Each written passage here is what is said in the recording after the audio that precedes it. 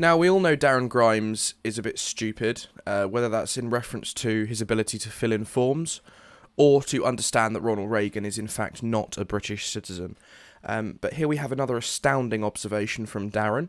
So, in fairness, let's let him take it away. What have you got to say? Real clincher for me, though, was the real sign of disconnect between the Labour Party and the people they purportedly serve in the form of Yvette Cooper MP. Cooper She came back as Shadow Home Secretary. This is the Labour Party proposing to make a politician that stood resolutely opposed to Brexit. Well, yes, they're an opposition party, and the Tories' position is pro-Brexit. So the Labour Party, as an anti-Brexit left-wing party, are going to oppose Brexit. That's sort of the way it works. Keir Starmer's not going to appoint candidates that agree with the Tory position. Otherwise, what's the fucking point in the Labour Party? And border controls as Home Secretary.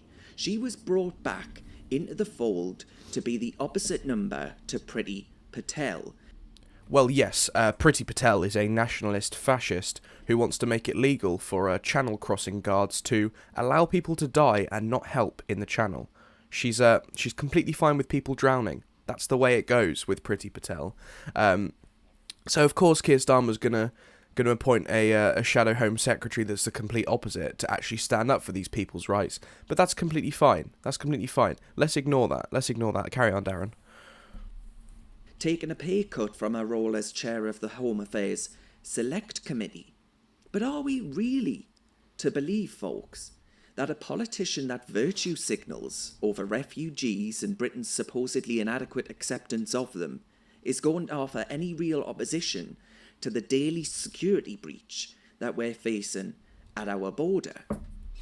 We're not seeing a daily security breach at our border. This is a sort of right-wing, fuss over nothing, really. We take a proportionally small amount of refugees than other countries in Europe based on our size. France and Germany take way more. Immigrants and refugees are actually less likely to commit crime than the native population, and they are a net benefit to the country. The process they're taking, crossing the channel and seeking asylum, is a completely legal process. They're fleeing war. What else do you want them to do? Just drown? That is the position of some Conservatives. Stay in the war-torn country and make it better by some virtue? That is the position of some Conservatives. Or maybe let's be realistic and understand these people are fleeing war, and a small amount of them come to the UK compared to compared to the rest of Europe. A tiny amount come to the UK. So let's use our immense wealth and immense capital and immense infrastructure and help these people, because they're less likely to commit crime and they are a net benefit to the economy. But even if they weren't a net benefit to the economy, I'd still say we need to look out for them. It is a basic human right and basic human decency to look out for our fellow man, including Darren, who I'm very Christian in a way. I love him.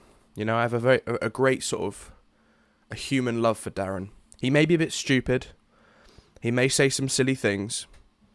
He may, have a strange Kanzuk pillow on his shelf. But that's okay. That's fine. Darren can do what he wants. He's a grown man. Good on you, Darren.